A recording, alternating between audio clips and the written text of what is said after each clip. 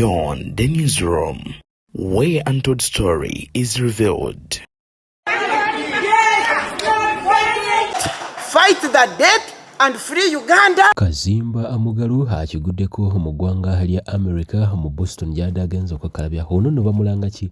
Bamulanga kukolagana na gavumenti ya Uganda era ng'ono bagamba nti musajja mukulu atalemeddwa kukola buli mugwe nga munnaddiini wabula ayambyeko gavumenti mu kucunya bannayuganda. Akatambe katiisa bamukubye ate embi zokka katabe mu katini nze jabula kansuka nkole mu katini nkuba byonna mu bujjuvu ebya sovereignty bill ababaka abalwanye babano listi bagifulumizza. Ebuvanjuba ne bugwanjuba ewaka wasigalawo ewasinga. Beyond the newsroom gwe mukutu ogukuleetera ekyo ekisinga katiranga naffe ng'oyita ku noti 771 ne noti 744 na bino bikulu tetulanga bafere tetulanga basawo ba kinnansi n'abagwa mu koowe eryo mwebale kutuwagira. Thank you.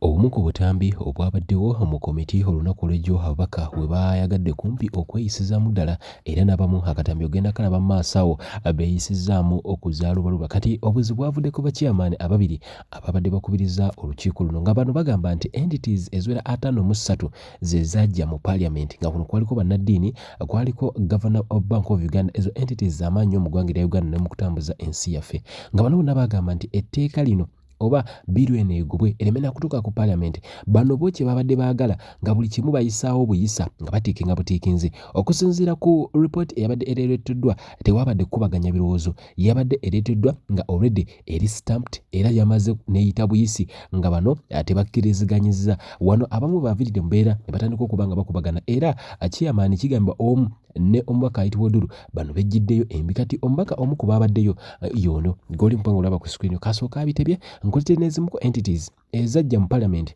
nga bano bonna 51 bonna bagamba nti nedda ebbiru eno mbi nnyo eri eggwanga wabula entities 3 bano be beebuuzaako bonna beebuuza ku bitongole oba ku biwayi 53 wabula ebiwayi 51 byonna byagamba nti nedda bbiru eno mbi nnyo eri eggwanga. Kati njagala osooka olabemu ono eyabaddeyo n'akavuyo.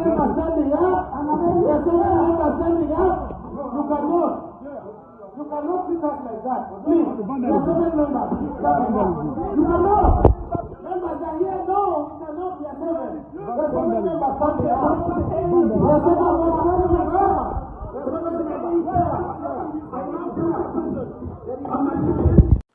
At here in Munyonyo, meeting started well, but I would like to state it clearly that the views and the mood which is going on in this meeting is as if the leadership of the committee, they have already formed their opinion.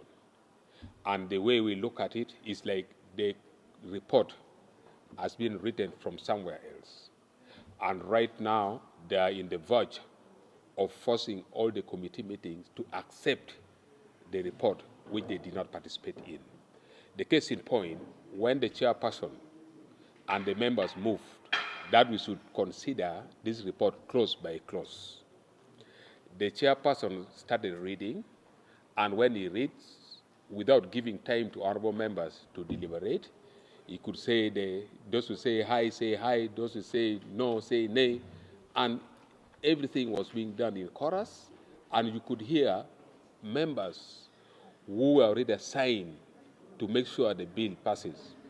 They could just shout chorously, hi, and you find everything going on amiss. I would like to tell you that there came a time that Honorable Odu and the chairperson Lego nearly exchanged the blows because the manner we were moving, it was not pleasing at all. So the way we look at it, we are not moving well in this bill. And then there are other clauses that members really wanted to deliberate on. For example, on clause 2. If you look at clause 2, that looks at majorly the political activities. Looking at the definition of a foreigner.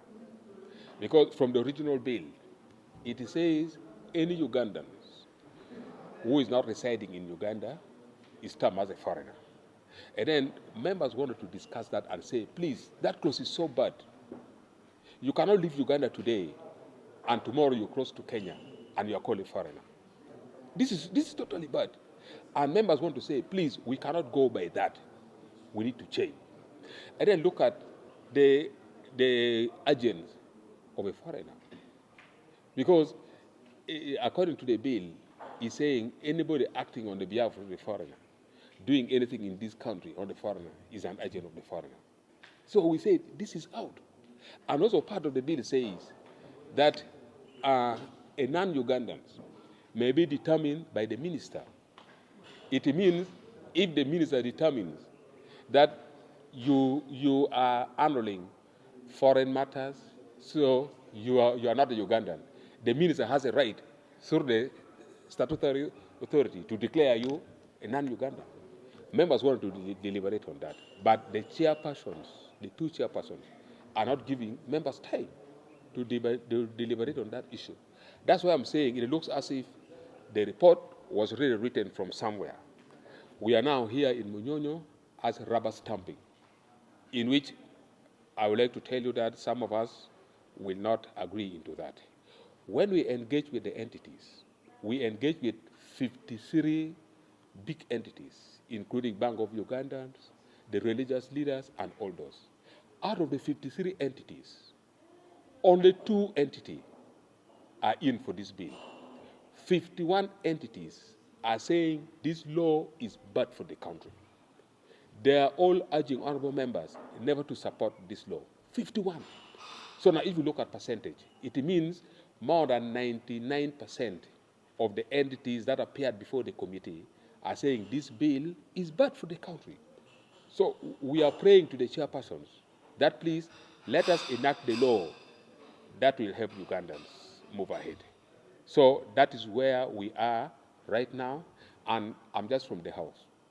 Right now, Honorable Fox Odoye moved the motion that the bill should be adopted entirely, without the discussion. In fact, we did not participate in the discussion of this bill clause by clause. What is going on right now in the House is that members are now writing their names and they are voting that the bill should be adopted, in which I am very confident that these chairpersons are now in the verge of closing this meeting and saying the bill is passed, and we shall take to the floor of Parliament. Our next step right now is we are developing the minority report. For us who are not agreeing with what is going on right now in the committee, we are in the verge of writing the minority report. We shall sit and also present our minority report on the floor of Parliament. And I pray that the Right Honourable Speaker of Parliament should give us time to present the minority report, because the minority report represents the views of Ugandans, the views of the 51 entities that are saying this law is bad, including the Bank of Uganda. So we are writing our minority report. Ebimu ku biwayi ebyajja mu Parliament mwe mwali Emilio Matembe bannabyabufuzi n'abamu ku bantu kati kankujjukizeemu biki bye baayogera Elias Lukwago bibamu ku bagundivu ba senior citizen nga baateesa era bonna ne basimba wamu ekigere nga bagamba nti biru eno mbi nnyo eri nnyaffe Uganda. Please don't shut up and close Ugandans. Thank you very much for your kind attention. But the sovereignty of the people is not threatened by foreign interests only.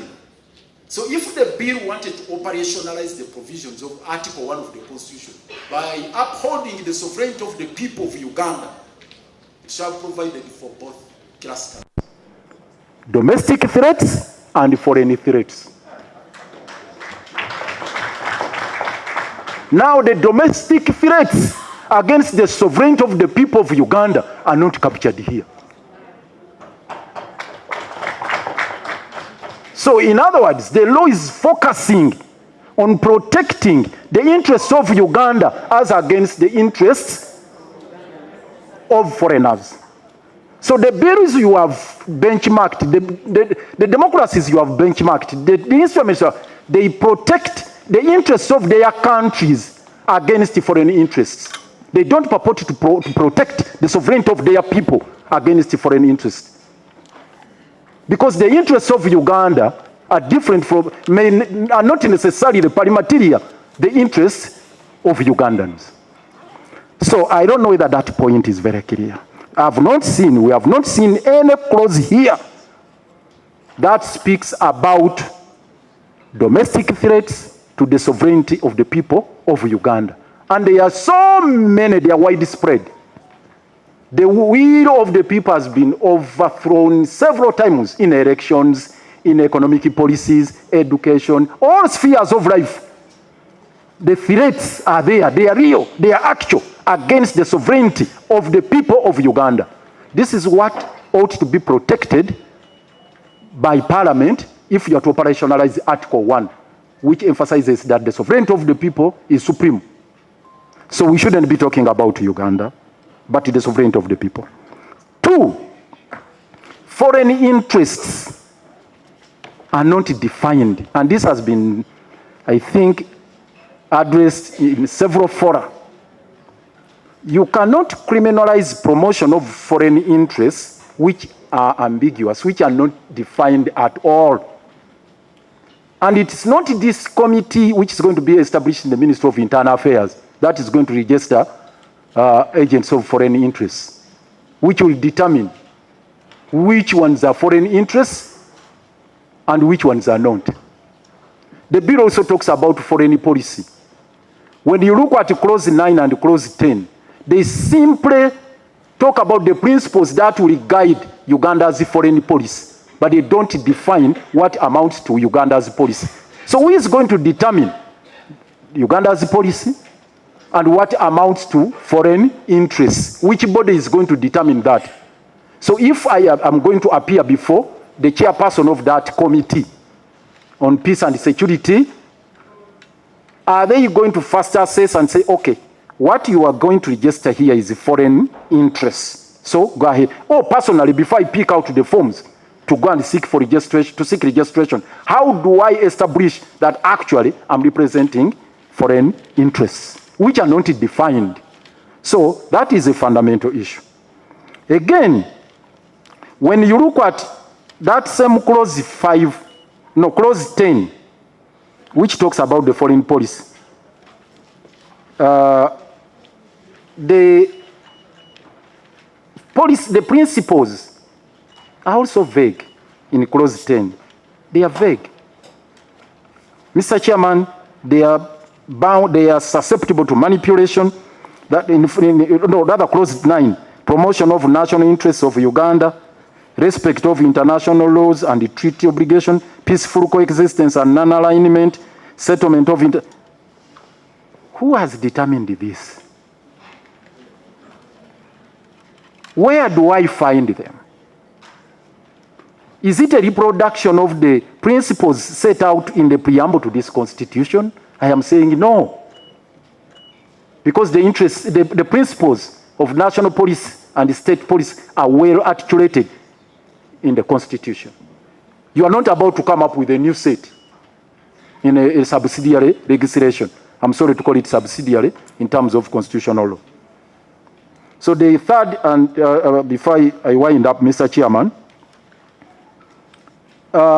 this clause 6, which criminalizes provision of services that are considered to be a prerogative of government.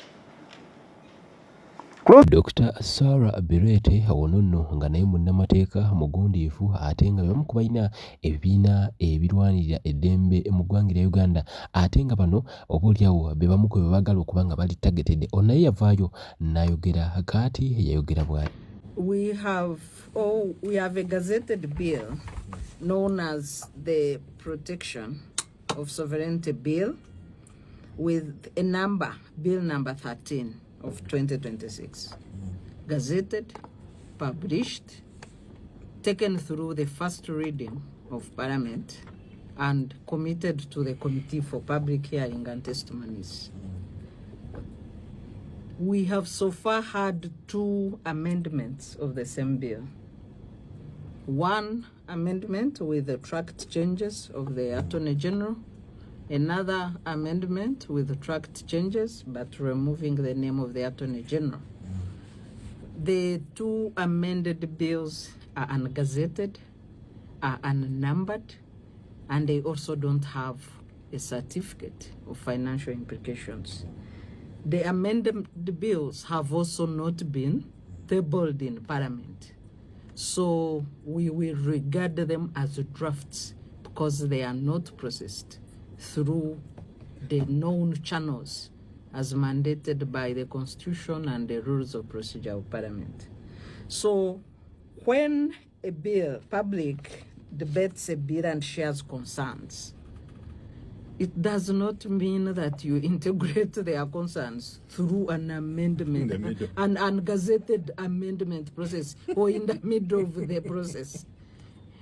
The Parliament in 2019 introduced a standard to the effect that when 30% of the original bill changes, that bill should be withdrawn and a new bill introduced following procedures. The amendments, the amended bills have more than 50% change. They should, actually the bill should have been withdrawn. That would have been the right thing. If it is not withdrawn, amendments are processed, they will fail the constitutionality test when that time comes. Is the CCG going to be a petition? You cannot, you have to be sure about that. You can be sure about that. Let's proceed, Sarah. Yeah.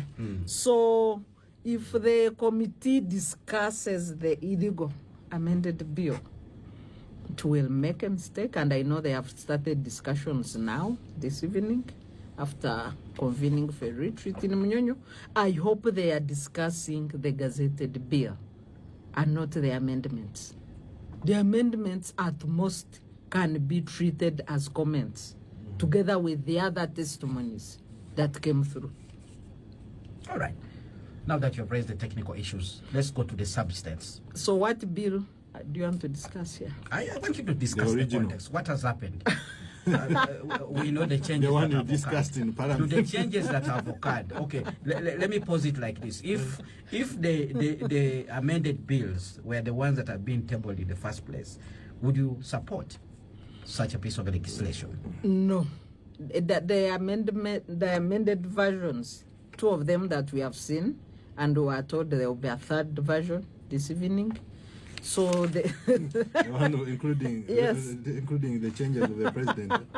So they have a 3rd version this evening. They also have constitutional problems. Problems regarding Article 1 on sovereignty of the people. Problems regarding Article 29 on free speech in relation to, economic sabotage, provisions in clause 13 of the original bill. There are problems around sentencing. There has been slight integration of judicial oversight, but it's not complete.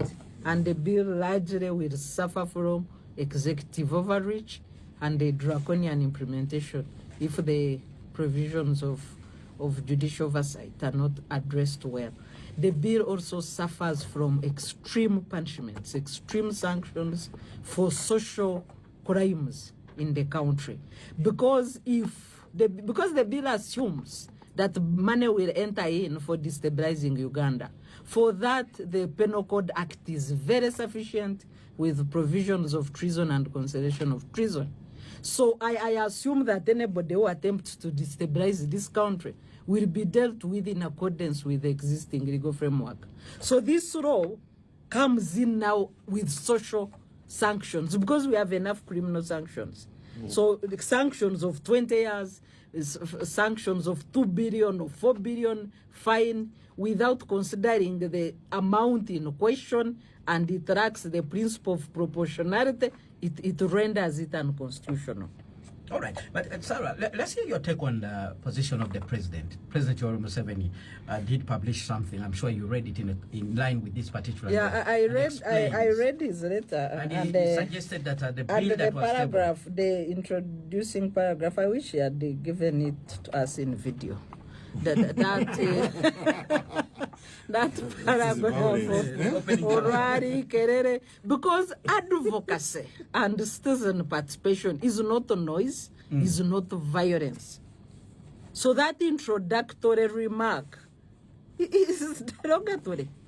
You cannot call citizens' participation in their governance noise, kerere, I don't know whatever he put in, as if it's violence or something. Yet the Constitution provides for those rights of people to participate in the legislative process. I have noticed a lot of orwari. No. Yes, that intro is derogatory. You see, Kenneth, I always tell you. Governance is about the people. I guess the most fundamental question he asked, which sovereignty bill is the rally about? The subjects are shouting for the monarch. After that derogatory comment about citizens participating in their governance, he addressed critical issues regarding the economy, and as you have summarized them, the free enterprise economy in Uganda, the need for Uganda's economy because it survives on foreign inflows, foreign exchange inflows, to be able to balance our accounts like the governor started so well, the strength of the private sector, the purpose of the bill, and the president, other than that intro, throws the drafters of this bill under the bus. He says that was not his instruction. You know, the process of making government bills starts with a cabinet memo. A cabinet memorandum clearly stipulates the purpose of the law being introduced and the objectives. So, according to the president's letter, the Attorney General and his team misunderstood the terms of reference in the cabinet memorandum. And if that is so, because it's now written on a blue-headed paper, I hope that then the people should lose their jobs. Because if you can vulgarize instructions of cabinet and cause violence or I don't know what other to disturb the peace of the people, it means you are not fit for purpose. But the president addressed the economic concerns, partial economic concerns. The bill, both second and third versions of the bill, remain problematic because as much as there is clarity on what they are trying to do as compared to the gazetted bill, then you find that, for example, the principal clause 2, subsection 2, for avoidance of doubt, the bill targets agent of a foreigner who engages in ABC. There is a problem with E in that clause, which appears to be vague. Also, there is a problem with vagueness on the new definition of a foreigner under E, which can potentially bring in anybody and everybody to be a foreigner under the instrument of a minister. So the bill still has unconstitutional tendencies, as we presented to the Joint Committee on Legal and Parliamentary Affairs and Defense and Internal Affairs.